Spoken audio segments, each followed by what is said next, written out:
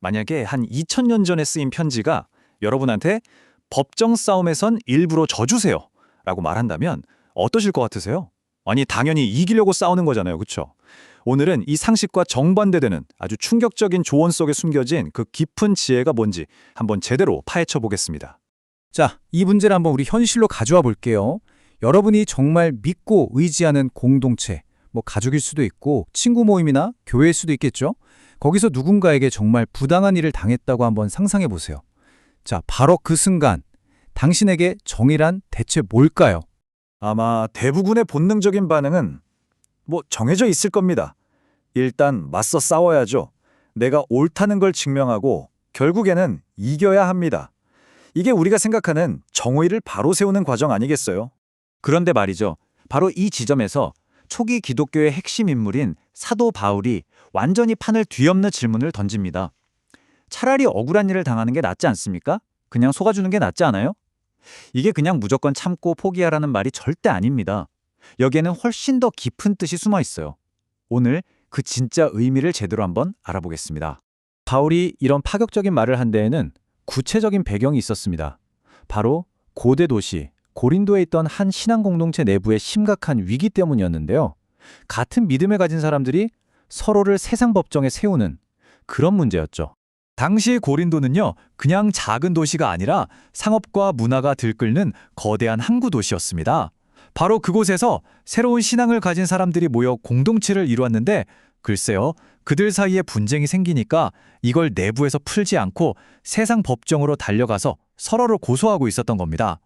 바울의 이 조언이 왜 그렇게까지 파격적이었는지 이해하려면 먼저 당시 로마 사회에서 소송이라는 게 어떤 의미였는지부터 알아야 합니다. 이게 단순히 누가 옳고 그른지를 가리는 자리가 아니었거든요. 우리가 법정 드라마에서 보는 그런 장면은 잊어버리셔도 좋습니다. 당시 로마 법정은요, 순수한 정의 구현의 장이라기보다는 공개적인 명예싸움의 장이었어요.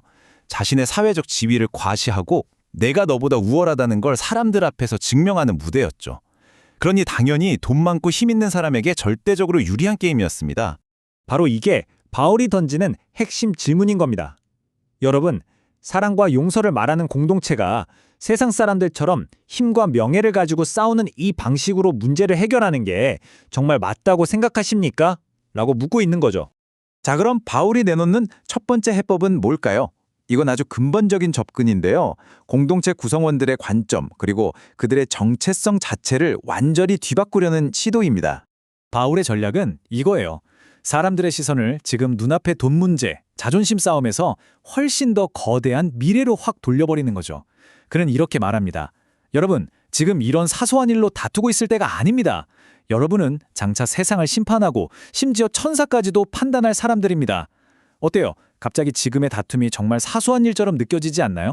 이 관점의 전환이 얼마나 엄청난 건지 한번 보세요. 왼쪽이 지금 그들의 현실입니다. 믿음도 없는 외부인 판사에게 가서 이런저런 사소한 문제로 판단을 구걸하고 있죠. 하지만 오른쪽 바울이 말하는 그들의 진짜 정체성은요, 세상을 넘어서 영적인 존재까지 판단할 엄청난 권위를 가졌다는 겁니다. 이 어마어마한 신분의 역전, 그 스케일이 느껴지시나요? 그리고 여기서 바울이 아주 뼈아픈 아이러니를 하나 꼬집습니다. 이 고린도 공동체는요, 스스로 영적인 지식과 은사가 아주 풍부하다고 자부심이 대단했거든요.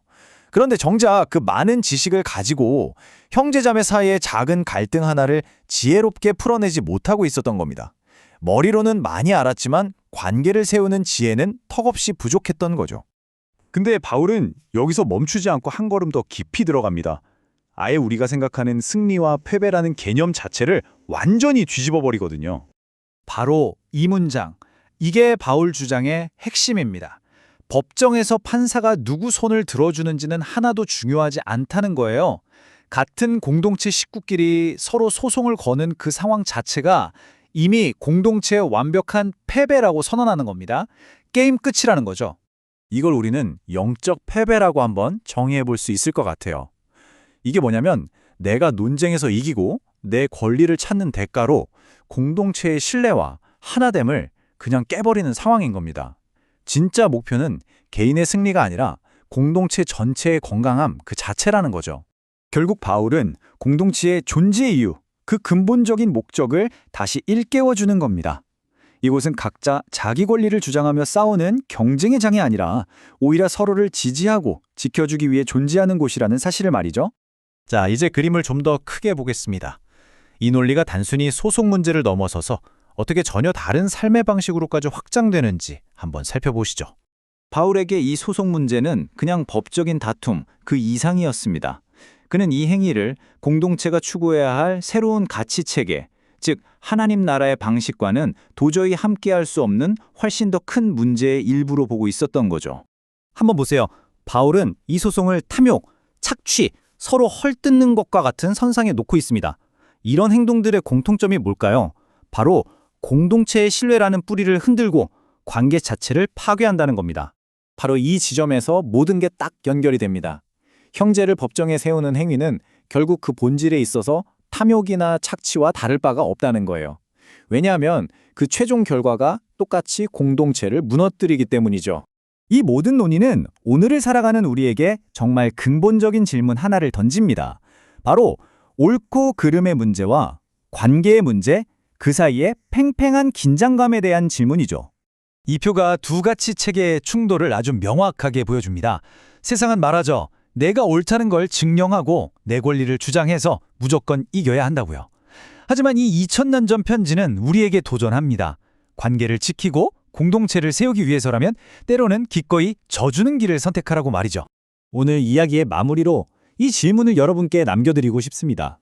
여러분의 삶에서 어떤 갈등이 벌어졌을 때 당신에게 궁극적으로 더 중요한 것은 무엇인가요? 그 논쟁에서 이기는 것인가요? 아니면 그 사람과의 관계를 다시 얻어내는 것인가요? 한번 깊이 생각해 볼 만한 문제입니다.